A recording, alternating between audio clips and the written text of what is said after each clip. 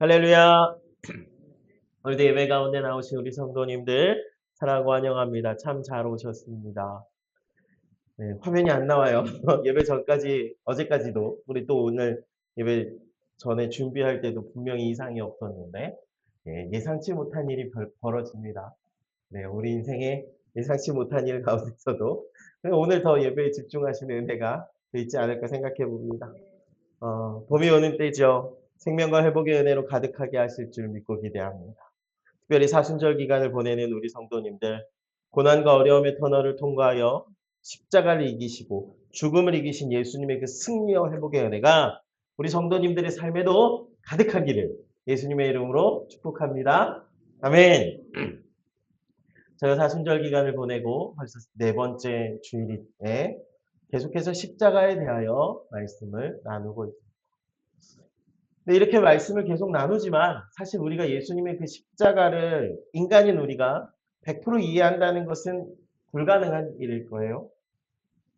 그러나 그럼에도 불구하고 이 사순절 기간 동안 매주일 예수님의 그 십자가의 사건을 이해하려고 다각도로 시도하는 것은 우리가 그 십자가를 바로 알아요. 바른 그리스도인 되기 때문이에요. 오늘도 이 십자가 사건을 바로 알고 믿고 또 깊이 이해하는 시간이 되기를 원합니다.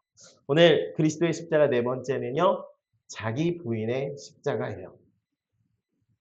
오늘 본문의 상황을 보면 예수님께서 제자들을 데리시고 3년을 이끌고 다니며 훈련시키시고 그 가운데 드디어 한 명인 베드로가 영적인 눈이 떠져서 예수님이 누구신지를 이제 바로 알게 돼요.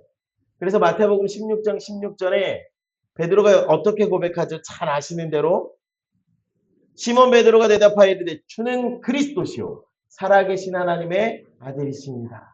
그제서야 비로소 그렇게 고백하는 거예요. 사람들은 선지자 정도로 선생님 정도로 생각할 때 베드로는 이제야 영적인 눈이 띄어지고 알게 되는 거예요.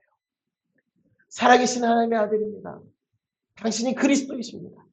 그런데 그런 놀라운 고백 뒤에 엄청난 칭찬을 받고 난 뒤에 이어진 사건이 오늘 본문의 사건이죠.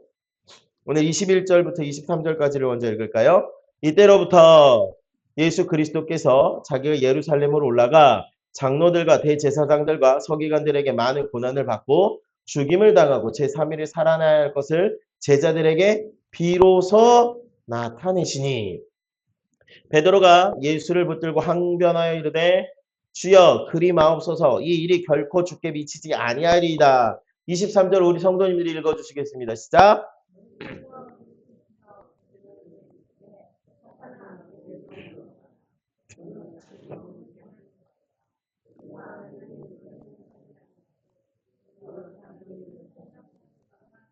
아멘. 좀 전에 그 놀라운 신앙 고백으로 엄청 칭찬들었던 베드로예요. 베드로는요, 직업도 버리고 가족도 버리고 3년 동안이나 예수님을 따라다녔어요. 그래서 그랬던 베드로이기 때문에 지금 고난과 죽음에 대한 얘기를 듣고 얼마나 황당했을까요? 스승 예수님이 많은 고난을 당하고 죽임을 받으신다? 당황스럽기도 했고 또 그동안 자기가 인생을 걸고 따랐던 예수님인데 그 기대함이 한순간에 무너진 것 같이 느껴졌을 거예요. 그래서 제자로서 간절하게 바라는 말을 예수님 정말로 안 돼요. 그러시면 안 돼요. 한 거죠. 힘주어 그가 말했을 거예요. 항변하듯이 말했어요. 주여 그리 마옵소서 이 일이 결코 주께 미치지 않으라. 주님 안 돼요. 한 거예요. 그런데 베드로는 이렇게 진심을 담아 예수님께 말씀하는데 예수님이 그에게 뭐라고 말씀하셨다고요? 사탄이래요. 사탄아 내 뒤로 물러가라. 너는 나를 넘어지게 하는 자다. 우리 성도님들 입장이 되어보세요. 내가 그렇게 안 된다고 주님 바짓가랑이 잡고 말렸는데 내 사랑하는 마음도 몰라주시고 나한테 사탄이라 그러면 어떤 마음이 드셨겠어요? 네, 이 내용은 지난주에 설교에서 잠시 언급했듯이 베드로에게 사탄이라고 하신 것이 아니라 베드로 속에 역사하는 사탄을 향하여 하신 말씀. 그래요. 베드로에게 한 말이 아니셨을 수도 있고 그 안에 역사하는 사탄을 향하여 하신 말씀일 수도 있고 근데 얼마나 그 일이 문제가 되었길래 예수님께서 이처럼 심하게 하신 말씀을 하셨을까?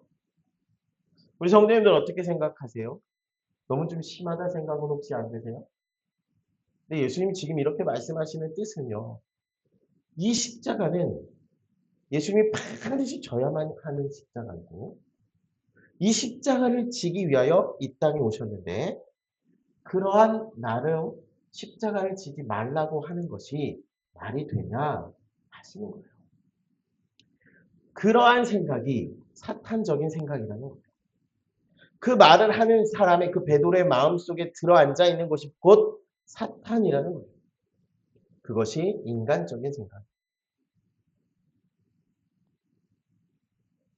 십자가가 무엇입니까? 인류를 구원하시기 위한 하나님의 계획이에요. 하나님의 사랑이에요. 그래서 예수님께서 십자가를 지러 오셨고 그 십자가를 피하지 않으셨는데 그런 예수님에게 십자가를 지지 말라 하는 것은 인류의 구원의 길을 막고 방해하는 거예요.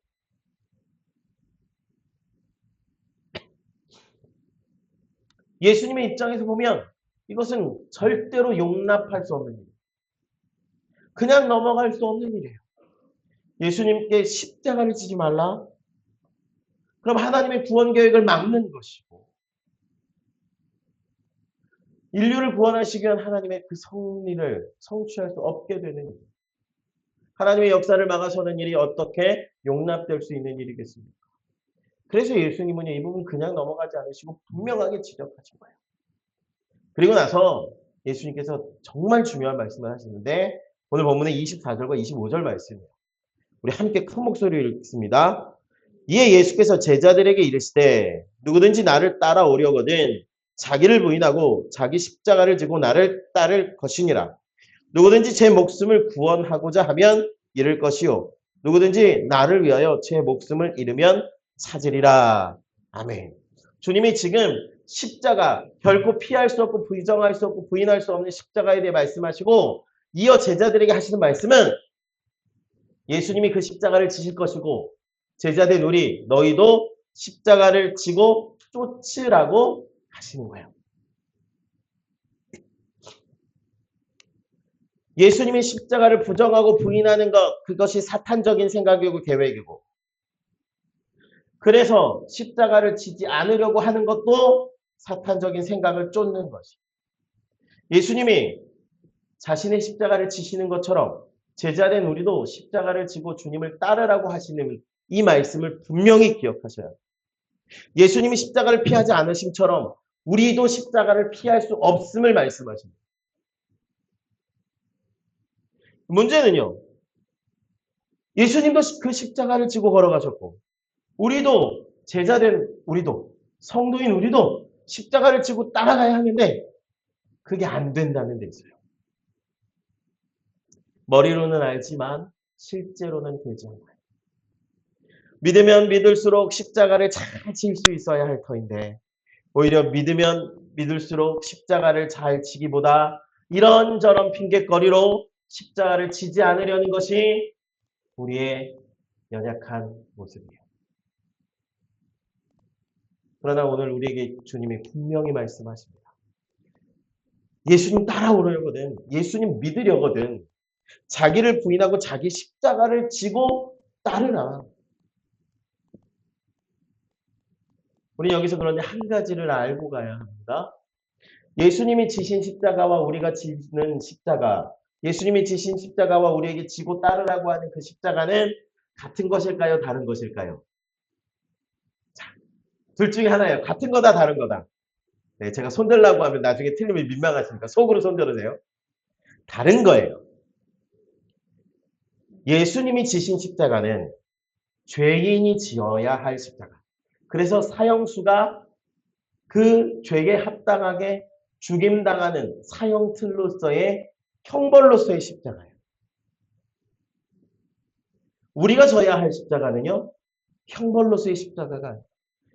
형벌은 예수님이 대신 다 담당하셨고 죄인들이 져야 할 그 십자가, 죄의 대가로서의 십자가는 예수님이 담당하시고 난 뒤에 우리에게는 어떤 십자가를 지라고 하시느냐? 그 은혜를 입은 제자된 우리에게 사명의 십자가를 지라 하신 거예요. 그 은혜에 합당한 십자가를 지라고 하신 거예요. 만일 우리가 져야 할 십자가가, 우리가 지고 예수님을 따라야 할 십자가가 우리의 죄값으로 져야 할 형벌의 십자가라면 우리는 그 십자가 지고 다 죽음으로 끝날 거예요. 그렇다면 예수님의 십자가는 아무 의미 없는 것이었겠죠. 그러나 이미 예수님께서 2000년 전에 우리가 져야 할 죽음으로 끝날 그 형벌의 십자가를 대신 지셨어요. 아무 조건 없이. 그리고 우리에게 요구하시는 바. 자기 십자가를 지고 따르라는 것입니다. 주님의 제자된 우리가 사명의 십자가를 지라. 제자의 합당한 십자가를 지라. 그 은혜의 삶에 합당한 십자가를 지라고 말씀하시는 거예요. 쉽게 말하면 우리를 위하여 십자가 지신 그 예수님을 믿고 따르는 삶을 살아가라. 세상과 다른 그 삶이 우리에게 사명의 십자가요. 자기 십자가를 지고 따르는 삶과 같이 될 것이라고 하시는 거예요. 그리고 예수님은 그 십자가를 지는 방법으로 오늘 두 가지로 말씀하세요. 어떻게 말씀하시죠? 24절에 먼저는 자기를 부인하는 것. 그리고 나서 자기 십자가를 지고 따르라고 하세요. 방법이 중요해요. 이 순서가 중요해요. 십자가 지는 이 순서가 중요해요. 우리 성도님들 십자가 무조건 내가 지고 따라야지라고 되지 않아요. 아무리 결단해도 그 일이 가능하지가 않아요. 예수님 믿고 예수님 따르려는데 제대로 믿고 제대로 따르려면 어려움이 얼마나 많은 거예요. 좀 더 바르게 믿고 좀 더 예수님 제자처럼 성도처럼 살아보려고 하면 반드시 많은 방해물들이 생깁니다. 우리 성도님들 어떠세요? 주님 정말 제대로 좀 잘 믿어보려고 내가 제자로서 살아보려고 잘 따라가려고 하면 걸리는 게 얼마나 많아요. 때로는 건강이 걸리고 가족이 걸리고 시간이 걸리고 물질이 걸리고 직장이 걸리고 이것저것 걸리는 것 투성이에요. 그래서 그 십자가 지고 따른다는 것이 결코 쉽지 않아요. 이것이 어떤 것인지를 잘 보여주는 내용이 누가복음 9장에 나오는데 누가복음 9장 끝부분에 가면 예수님이 길을 가시는데 어떤 사람이 예수님께 와서 이렇게 말해요. 후에 보니까 이게 한 사람이 아니라 여러 사람이었던 것 같이 기록되어 있는데 주님 어디로 가시는지 내가 주님을 따르겠습니다. 내가 십자가 지고 주님 따라가겠습니다 하는 거예요. 어떤 사람이 예수님 찾아와서 이렇게 말하니까 얼마나 예뻐요. 주님을 쫓겠습니다. 주님 따르겠습니다. 주님 내가 주님을 위해 일생을 바치겠습니다. 헌신하는 말에 잘했다. 내가 기쁘다 칭찬할 만한 말인데 거기다 대고 주님이 뭐라고 말씀하시냐면 누가복음 9장 58절에 여우도 굴이 있고 공중의 새도 집이 있으되 인자는 머리 둘 곳도 없다. 무슨 말씀이에요? 나를 따르면 집도 없고 머리 둘 곳도 없는 그런 삶을 살아야 한다 말씀하셨어요. 그랬더니 그리고 나서 예수님을 따르는 삶이 예수님과 함께하는 삶이 이런 삶이야 라고 말씀하시고 난 뒤에 나를 따르라고 하시니 그 사람이 어떻게 해요? 나로 먼저 가서 부친을 장사하게 하옵소서. 또 다른 사람은 나로 먼저 가서 내 가족과 작별하고 올 수 있게 해주세요 해요. 이런저런 핑계를 댄 것인데 한마디로 하면 거절한 거예요. 지금 당장 따르겠습니다 하고 왔는데 예수님이 하시는 말씀은 내 생각과 다른 거예요. 예수님 따라가면 무엇인가 영광도 되고 복도 얻을 것 같고 내게 유익과 이익이 될 줄로 알았는데 집도 없고 머물 곳도 없고 머리 둘 곳도 없고 사람들에게 인정과 칭찬도 못 받는다 합니다. 그러니까 어떻게 해요? 슬그머니 발을 빼요. 우리 아버지 돌아가셨는데 장례는 치르고 와야죠. 예수님 내가 급하게 오느라 가족들하고 인사도 못했네요. 인사는 하고 올게요. 예수님 내가 예수님 따르려면 그냥은 안 될 텐데 내가 내 재산 다 정리하고 와서 예수님 따를게요. 예수님 사실은요 내가 이런저런 계획이 있는데 그것만 하면 내가 그때 되면 예수님 따를게요. 사실 예수님, 제가 나이가 많아서요.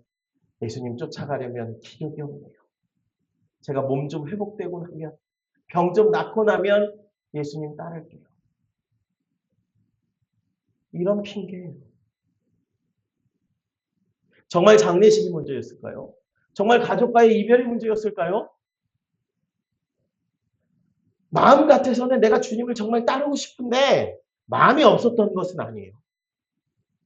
주님을 따르는데 방해가 되는 자신의 안락함, 세상적인 의무, 혈연적인 관계, 이런저런 것들이 자기 자신의 문제가 그를 붙잡은 거예요. 집도 없고 머리 둘 곳도 없는 주님을 따라가려면 자기도 그런 삶을 살아야 합니다. 자기를 먼저 부인해야 하는데 우리는 예수님 따라가려면서 그런 마음으로 따르지 않고 전도할 때 요즘에는 좀 덜 하긴 하지만 예전에는 단골 멘트로 꼭 이렇게 말했습니다. 예수 믿고 복 받으세요. 그리고 예수 믿고 복 받으세요라고 말하는 그 복은요. 소위 말하는 세상이 말하는 복이었어요. 예수 믿으면 다 잘 된다고. 예수 믿으면 만사형통하고 돈도 생기고 건강하고 자녀도 잘 되고 성경에 분명히 하나님께서 약속하신 복이 있어요. 물질의 복도 약속하셨고 자녀의 복도 약속하셨어요. 그런데 예수 믿고 우리가 얻는 복은요. 사실 구원의 복이에요. 예수 그리스도를 얻는 복이에요. 그런데요. 그 복 말고 그 복 이후에 딸려오는 정말 어떻게 보면 보너스 같은 주가 아닌 부되는 복이 복이라고 가르쳤어요. 그러니까 예수님을 믿으면 내가 잘 되고 집도 없고 명예도 없고 인정도 얻을 줄 알았는데 예수님 따라가니까 집도 없을 거고 머리 둘 곳도 없고 사람들에게 인정도 못 받는다고 하니까 아유 난 그거 못해. 자기 자신이 무엇보다 소중한데 나 그거 못 내려놔 하니 핑계가 되는 거예요. 그래서 그런 자들을 향해 주님이 뭐라고 얘기하시냐면 이러한 자는 하나님 나라에 합당하지 아니하니라. 자기 부인을 못해요. 자기 부인하지 못해서 십자가를 지지 못해요. 그런 사람을 주님은요. 하나님 나라에 합당하지 않은 사람이라고 하심을 기억하셔요.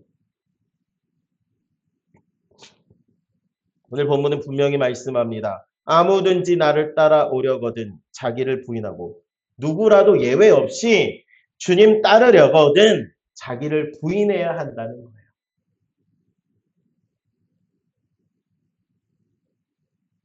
즉 예수님을 믿고 예수님 따르는 것에서 가장 선행되어야 할 문제는 다른 걸림돌이 아니라 자기라고 얘기하고 자기가 부인되지 못하면 이 핑계 저 핑계를 댈 수밖에 없어요. 그래서 십자가 지는 것보다 먼저 되는 것은 나를 부인하는 일이라고 주님이 말씀하세요. 여기 부인하다라는 말은요. 헬라어 원어로 어떤 뜻이냐면 철저하게 거절하다. 나와는 전혀 관계없는 것으로 끊어내다. 그래서 이 단어가 언제 쓰인 단어냐면 베드로가 예수님 붙잡혀가지고 그곳에 따라갔다가 한 여종이 베드로에게 예수 제자라고 얘기할 때 그때 베드로가 부인하며 하는 말이 이 말이에요. 나는 저 사람과 철저하게 아무 관계가 없다. 나는 절대 모르는 자다. 그게 나와 아무 상관이 없다. 그래서 이 자기 부인은요. 내 삶의 주인이 나라는 사실을 철저하게 거절하고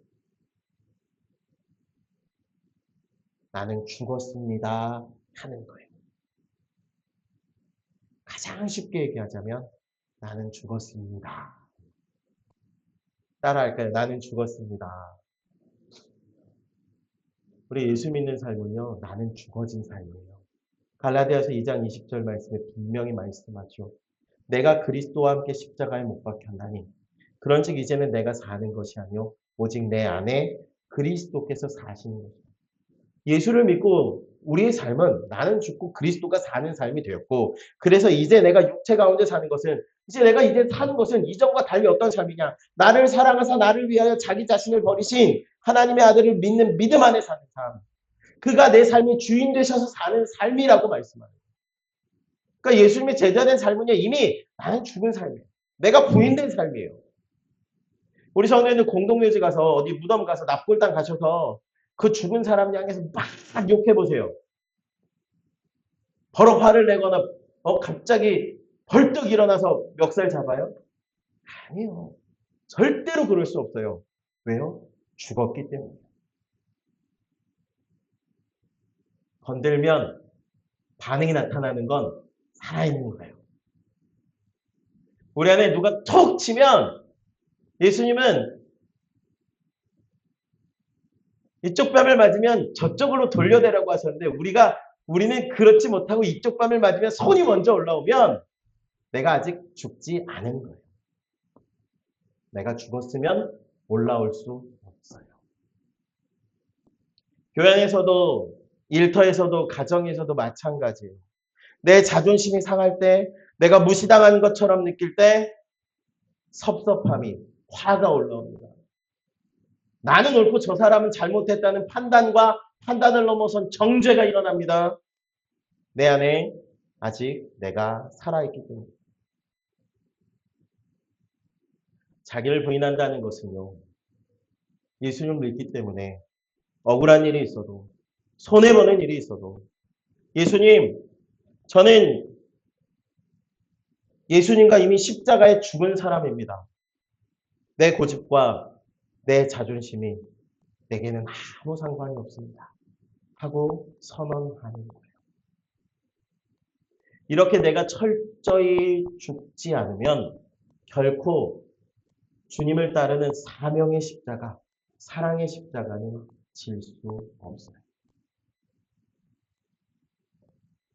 주님이 분명히 가르쳐 주시는 바예요. 왜 우리가 십자가를 지지 못할까요? 왜 우리가 주님을 바로 따를 수 없을까요? 내가 문제예요. 예수님 제자들이 예수님께 그렇게 가르침받고 예수님이 심지어는 미리 경고도 하고 예고도 하셨는데 막상 예수님이 십자가에 달리게 되시니 다 도망갑니다. 왜 도망가요? 살려고 도망가요. 자기가 부인되지 못하기 때문이에요. 그래서 주님은 자기를 버리고 부인하고 나는 죽었고 예수님만 내게 주인이십니다라고 고백하는 그 자기 부인의 십자가를 지라고 말씀하십니다. 근데 우리 성도님들 그거 아세요? 예수님도 십자가를 지셨던 것은 자기를 부인하시면서요. 내가 하나님인데 나는 아무 죄가 없는데 하셨다면 절대로 그 십자가 지실 수 없어요. 아니 지지 않으셨을 거예요. 먼저 자기를 부인하신 그리고 그 십자가를 지신 예수님께서 오늘 우리에게 이렇게 요청하십니다. 너희도 나와 같이 자기를 부인하고 자기 십자가를 지고 나를 따르라. 사랑하는 성도님들 분명히 기억하세요. 기독교는요 십자가의 종교예요. 그런데 그럼에도 불구하고 많은 사람들이요 십자가 없는 예수, 십자가 없는 기독교를 희망합니다.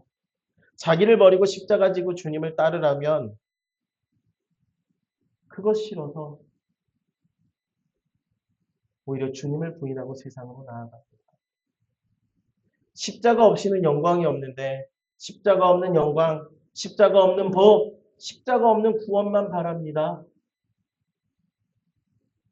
그런데 이처럼 십자가를 잃어버린 교회와 기독교의 모습이 온전함에 얼마나 많이 멀어진 모습인지요. 최근 조사 결과가 이걸 너무 잘 보여줘요. 지난 1월 5일에서 10일까지 기독교 윤리 실천 운동에서 여론조사를 했어요. 한국 교회를 신뢰한다? 신뢰하지 않는다? 어떻게 나왔을 것 같으세요? 한국 교회를 신뢰한다고 응답한 사람이 19%. 한국 교회를 신뢰하지 않는다의 응답이 75.4%.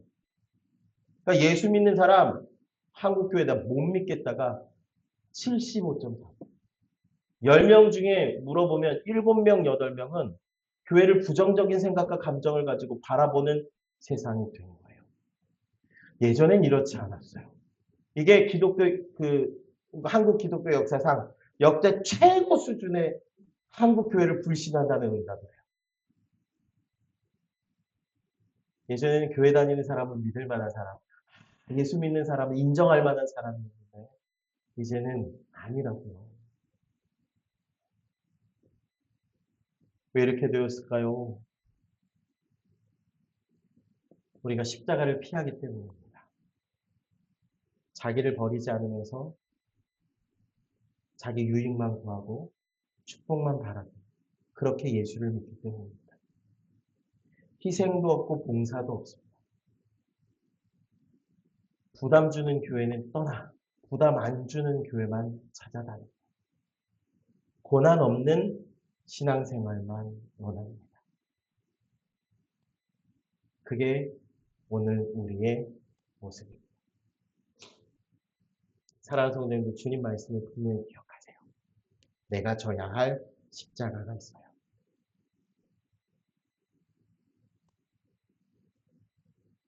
우리가 십자가 지는 것을 알고 그 십자가를 져야 하는데 아무리 머리로 동의가 되고 마음으로 결단해도 십자가 지는 일이 쉽지 않죠.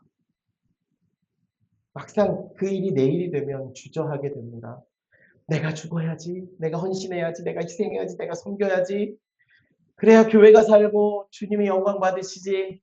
이렇게 생각은 하는데 실제로 그 십자가를 지는 일은 쉽지가 않아요. 이상한 일이 아니에요. 사실 예수님도 십자가 지시기 위해 이 땅에 오셨지만 십자가를 지시기 전에 어떻게 하셨어요? 그 겟세마네 마지막 순간에 기도하실 때 땀방울에 핏방울 되도록 간절하게 기도하신 것은 내가 이 십자가 잘 질 수 있게 해주세요가 아니라 아버지 이 잔을 내게서 옮겨달라. 먼저 기도하신 것은 그 기도예요. 그러나 나의 원대로 마시고 아버지의 뜻대로 되기로 합니다. 여기서 예수님이 자기 부인이세요. 나의 원함은 십자가를 피할 수 있으면 피하고 싶은 것이지만 나를 부인합니다. 그리고 그 십자가를 지신 거죠. 예수님도 그러셨다면 우리도 당연하겠죠. 그러나 예수님의 이 십자가를 앞에 둔 이 모습을 통해 오히려 우리가 십자가를 지는 법을 배울 수 있어요. 십자가를 앞에 두고 예수님이 어떻게 하셨다고요? 기도하셨어요. 우리와 똑같은 인간의 모습을 입고 완전한 인간이 되어 오신 그 예수님이 십자가를 지시기 위하여 어떻게 하셨다고요? 기도하셨어요. 간절히 기도하셨어요. 그렇게 기도하신 뒤에 예수님은 그 십자가를 지십니다. 그래서 우리 성도님들, 우리도 우리가 져야 할 그 십자가를 지기 위해서 어떻게 해요? 기도하는 거예요. 사랑하는 우리 성도님들, 우리의 기도가 바뀌어지길 원합니다. 더욱 성숙한 기도 되길 원합니다. 하나님 이거 주세요, 저거 주세요, 이거 해결해 주세요, 저거 해결해 주세요만으로 끝나는 기도 되지 않길 원합니다. 우리가 십자가를 감당하기 위한 기도가 매일의 기도에 빠지지 않게 됩니다. 내게 감당해야 할 사명, 그 제자의 십자가 맡겨주신 그 사명을 감당할 수 있는 능력을 구하는 그 기도가 우리의 기도 안에 반드시 있어야 합니다.